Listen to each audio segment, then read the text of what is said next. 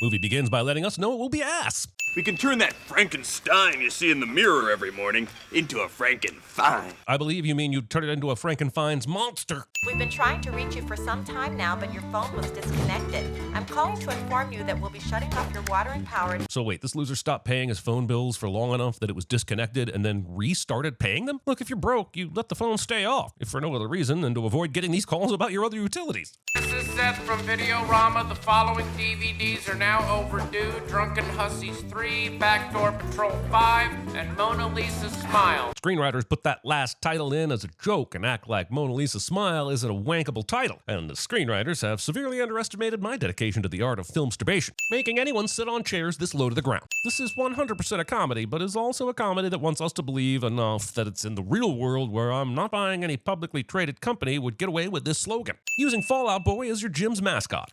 I mean, not the band, the boy from the game Fallout. Vault Boy. But also, don't use the band. You know, in some cases, there's two somebodies for one person. I like to call that the jackpot. In this movie, is Vince Vaughn reprising his role from Swingers or practicing for his role in Wedding Crashers? Discuss. Hey, I wanted to ask you something.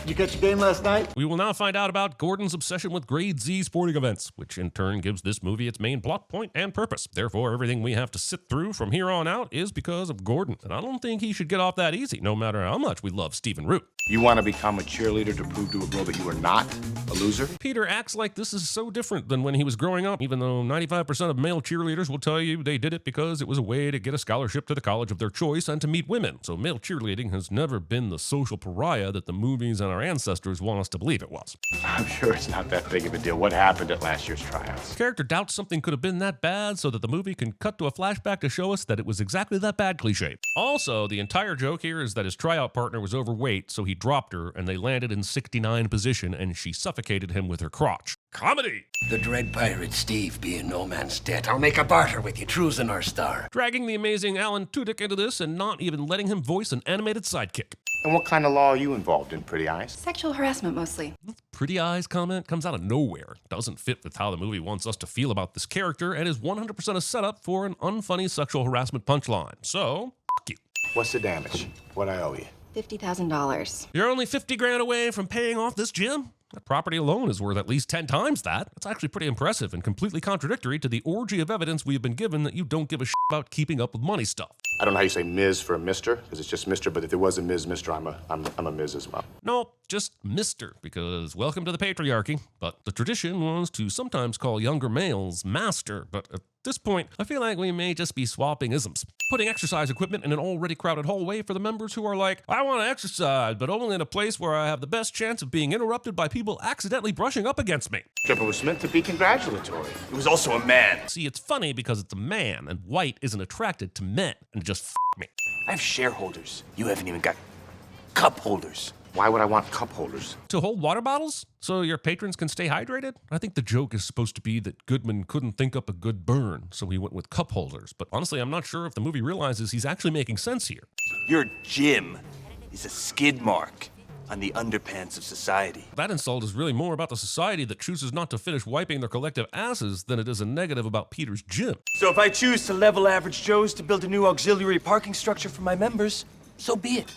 There's nothing you can do about it. Actually, he can. Peter can raise $50,000 in the next 30 days and keep his gym. Did White read the script? Because he probably should have. We got 30 days to raise $50,000, or average Joe's is history. This will be the last time I mention this, but you aren't underwater on the property, meaning that what you owe is much less than what it's worth. So how hard would it be to find an investor who would give you the $50,000 for a percentage of ownership? I've watched at least a dozen episodes of Shark Tank, and I know how all the monies work. And technically, Peter, I'm sorry to say this, but it's more like 73,313. He was not sorry to say this. Car wash! Someone suggested a car wash to raise $50,000, and someone else said, yeah, let's do that. I mean, what are the chances? Same day, right across the street? When a screenwriter is involved, 1 in 1, Owen. The chances are 1 in 1. Free 30-day trial memberships to Globo Gym. Cool. It's a joke, Owen.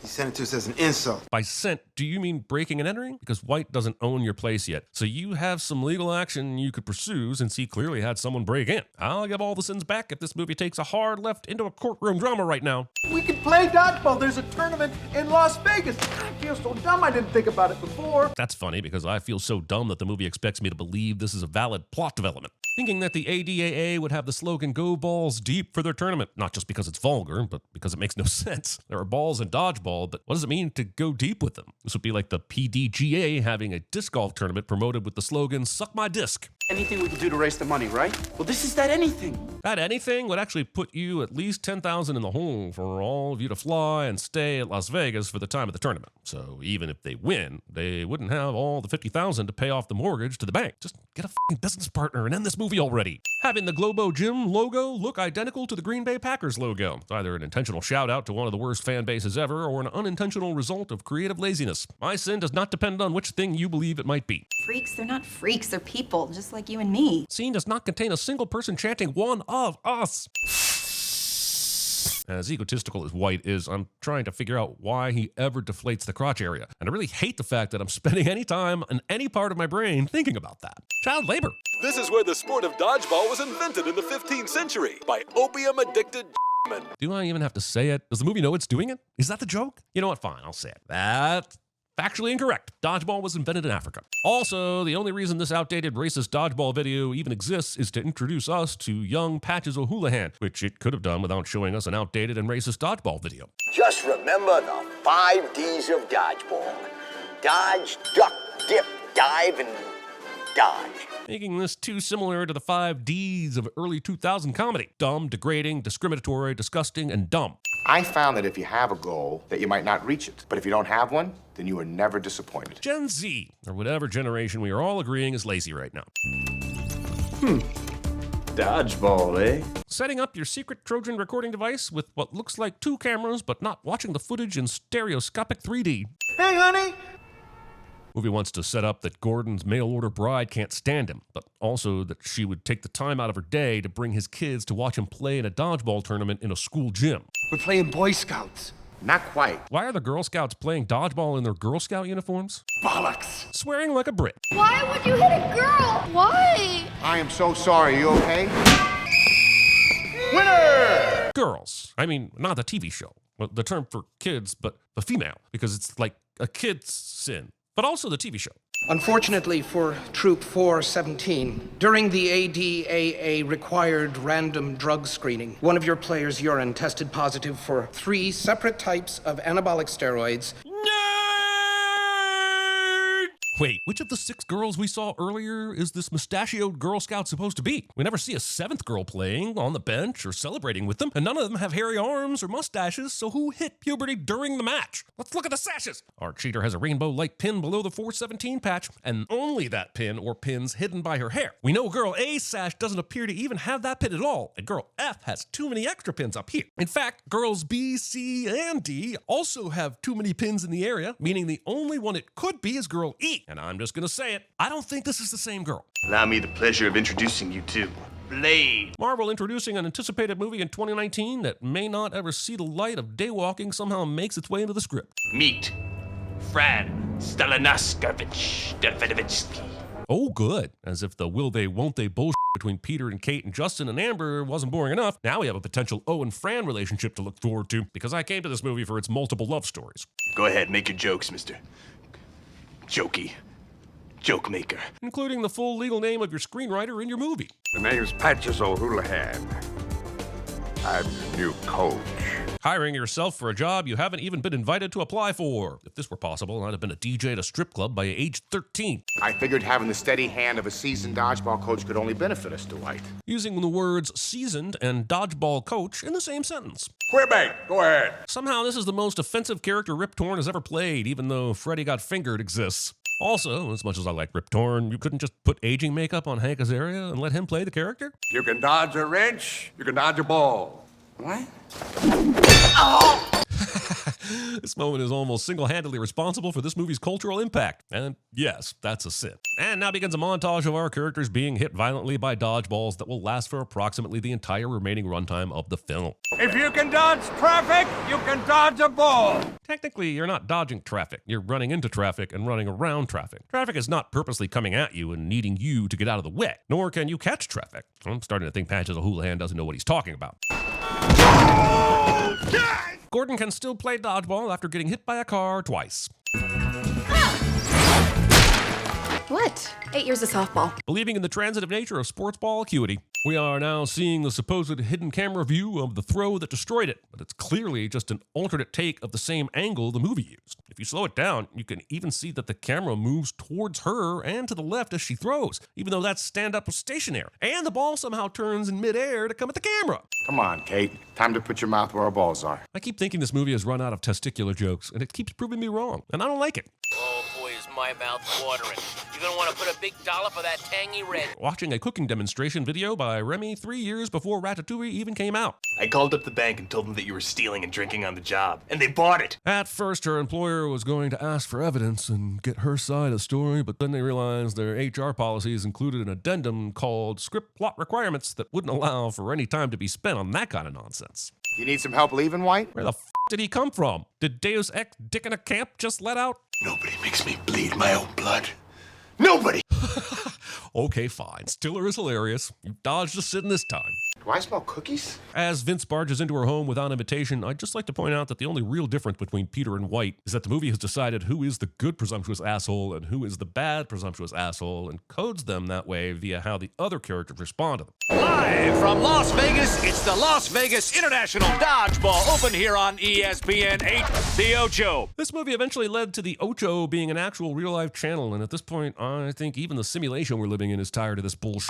Thinking that only the ends of the arena need glass protectors. This is like a buffet line sneeze guard that only protects the food from humans taller than 5'6". It just takes one vertically challenged human to kill us all, CC. Apparently, in the first round, the MILFs are matched up with the lumberjacks, and I need to know who involved in this movie had access to my search history. And now for the Warner locker room establishing shot of racial stereotyping. Thanks, comedy. ADAA rules require we wear matching uniforms. And yet, because Movie's Got a Movie, you will wear the BDSM gear that, while possibly being of a consistent theme, is in no way matching. And we'll get our first glimpse of the Average Joe squad sporting some unwieldy uniforms. Right? Did they need to attach the chains? Wear the chokers? The bar gag? You can go with the look without making it harder to play. No? 2 players left for Joe. Ow! Check that. Spiking the dodgeball when you're eliminated instead of setting it gently on the ground for one of your teammates to use. Stick to the fundamentals, Justin. Wait, Hasselhoff is their coach? Why were they all touching his picture earlier when he was probably right there in the locker room? If you can touch actual Hoff, you touch actual Hoff. You did good out there, real good. He did not. You're a natural leader, LaFleur. He is not. Justin? Amber, jeez Louise, what are you doing here? Justin would be excellent at unimportant side character plot convenience sins. Wait, how did Justin get 3 balls in his hand when he just threw a ball and was empty-handed 2 seconds ago? The only thing this movie is dodging is continuity. Oh, White Goodman employing his patented peekaboo-style attack. Globo Gym has played all of 2 rounds in their first ever dodgeball tournament, and White's peekaboo attack is already a thing, and it's been patented? Who does he think he is, Gene Simmons? Because I don't think White has the brain power or the tongue to claim that. Average Joe's planning to play ya hate skills that kills. The biggest skills that kills shows is turning their legs into the lumberjack team for a second during this match. Right in the testicles. Ouch town population, you bro! Jason Bateman, man. I haven't seen as funny a commentator since Fred Willard in Best in Show. But since you made me mention Best in Show in the same breath as Dodgeball, I'm gonna have to dish out a sin. Conveniently, someone smooches Gordon's wife right when Gordon conveniently looks into the crowd, conveniently making him angry and is convenient. 3 balls at once! Yeah, except they threw 3 balls one at a time instead of throwing 3 balls all at once, so Gordon could get the unbelievable victory. Did the Flying Cougars read the script? I can't believe it! It's just not believable, Cotton. It is indeed not believable. To be honest, folks, I never would have dreamed it possible. But with 7-time ADAA All-Star Patches O'Houlihan at the helm, I guess it must be the luck of the Irish. Speaking as someone who has watched several Notre Dame football and basketball games in his lifetime, I feel confident in saying the luck of the Irish does not exist. Really? I mean, for all our blustery back and forth, we're really pretty much the same guy. That's what I was saying. Of course, the movie doesn't actually mean it. Look, I get it. Seeing an asshole where you expect it is easy, but taking a hard look in the mirror and seeing your own asshole is a lot more work. That doesn't make your unwillingness to do so any less sinful. We're gonna play Globo Gym tomorrow, and we're probably gonna lose. Oh no, our underdog favorites are down and out, and there is no more hope. I am sad. The third act of this story suddenly seems to have conflict, and I am not sure how it will be overcome. Watch it, freak. Acting like anyone in Las Vegas would think twice about passing a guy dressed up like a pirate. That's the most unbelievable crowd reaction since the people staring at Kevin McAllister as he walked down the street in Home Alone 2 Lost in New York. We've seen it all here, folks. I mean, we've seen 32 different teams come to compete, each with their own unique theme, but we're only going to show you 3 of the teams we've already shown you because that is all the budget we had set aside for costume design. Come on, everybody headed down. Leaving your TV on the checkout screen for narrative purposes. So, what happens on a double thump? This forced explanatory conversation is some of the most ugly exposition I've ever seen attempted. You literally have commentating announcers to do this shit. Use them. We're still missing the teenage love puppy and Steve the pirate. It's cute that the movie thinks we care about these side characters' arcs in any way. Honestly, it's cute this movie thinks we care about his plot in any way whatsoever. Also, it's too much to keep up with. Peter's money trouble, Steve's existential pirate crisis, Justin's cheerleading FOMO, Owen's love for Fran, Gordon's finding his anger, and Dwight's... Wait, they literally gave everyone on the team a character arc except for the black guy? Justin stepping into this routine at the last second and nailing it is an insult to all the practice and hard work it takes to execute this sport at a high level. I've seen Cheer on Netflix. Monica wouldn't stand for this bullshit. You know, once I was thinking about quitting. Having Lance Armstrong as the inspirational linchpin of moral fortitude in your finale. I'm being told that Average Joe's does not have enough players and will be forfeiting the championship match. It's a bold strategy, Cotton. Let's see if it pays off for him. I've seen this line used as a meme or GIF about 1,000,000 times, and it's usually used to make fun of someone who's using a bad strategy. But that's not what's hilarious about this. What's hilarious is the obliviousness of the statement after Cotton just said they forfeited, which technically makes using the GIF a bit of a self-own. But that's what the internet does. It removes context and flattens everything down to a tool to wield for whatever purpose the wielder desires. The internet. Wait! He's here! Peter was at the airport literally right before the final match was about to start. So the movie wants me to believe Peter got from the Las Vegas airport to whatever casino this is and changed in under 10 minutes. And I do not fucking believe you, movie. Not even a little bit. What's a bylaw? Well, in this case, Wyatt, it is a convenient plot device that will allow both the team breaking up in the third act cliche and the team gets back together at the last second and wins the big game cliche to happen. Nicely done. You got Chuck Norris to sit down and give a cameo thumbs up. But I'm more interested in why you decided to have the woman be the stereotypical wet blanket. It's like you're trying to get yourself canceled, which isn't really a thing, unless it is a thing against your side. Look, I'm just trying to keep up so I can properly virtue signal. It gets very confusing. 4 Cobras and 1 Joe. Does the movie know it's making a G.I. Joe reference here? If it does, is it supposed to be funny? If it doesn't, why not? And most importantly, is this movie now part of the Hasbro Cinematic Universe? Oh my, great catch! And another! Peter LaFleur comes back into the game. Just like that, a 3-player swing. 3? But if 2 balls were caught, then there were 2 eliminated and 2 returned. Isn't that a 4-player swing? You're slacking, Cotton. Keep your head in the game. I love you! I love you! Using the same distracted by love and eliminated because of it joke that you literally used just over a minute ago. Repeating jokes is bad enough, but repeating them within 65 seconds of each other is next level. LaFleur goes down. He's a sitting duck. Having enough time to run across the court and dive in front of a ball, but for some reason not enough time to actually attempt to catch it. No elimination, double fault! Waiting 10 whole seconds after it happened to make this game-changing call like you're trying to create tension in a movie or something. You look awful fat in those pants. Movie takes the time to make sure we haven't forgotten that Peter is an asshole, even as we're supposed to be rooting for him. Thanks, movie. This works. Air Goodman coming at ya. Is it stupider to put the blindfold on for no discernible purpose, or to verbally announce your throw to a blindfolded opponent? And more importantly, is it a good movie when your 2 main characters are having a stupid off?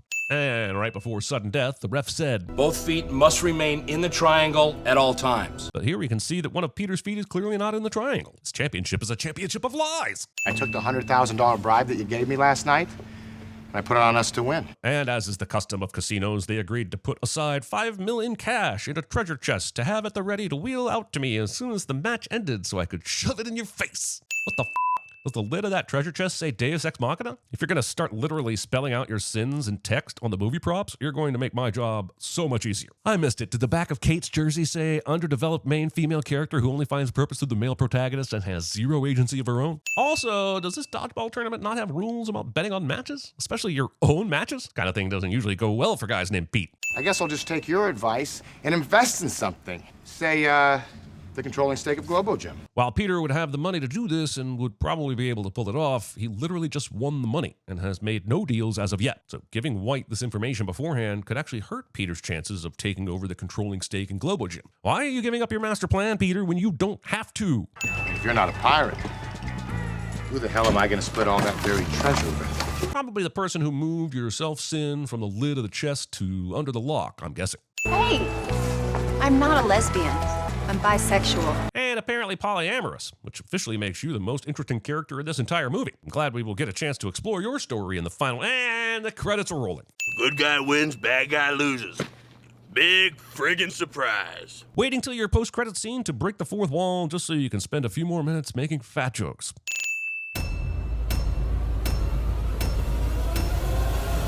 Spit, mucus, old bits of food. Don't hold out on me. What's happening? Oh. It's just... This place is disgusting. Our hotel room smells like sweaty balls, man. Well, keep your chin up. No one's even left me a message, and it's been almost 2 months. I had an imaginary friend when I was a kid. His name was Shiloh. We used to play checkers with each other every day. And bless his heart, Shiloh would always let me win. It seems to me an insurmountable amount of money. No, it's not. Insurmountable? Come on. You're thinking of this place all wrong, as if I had the money back in a safe. The money's not here. Well, your money's in Joe's house. Nutsack! During the ADAA required random drug screening, one of your players' urine tested positive for Wonder Joints. Allow me the pleasure of introducing you to Blade. Laser. Do the thunder shake! Get off of me! Don't you touch me! You realize there aren't evil guys and innocent guys. It's just a bunch of guys. I overdid. It is a coupon for unparalleled customer service. Hey, what's in the box? Define interesting. Oh God, we're all gonna die?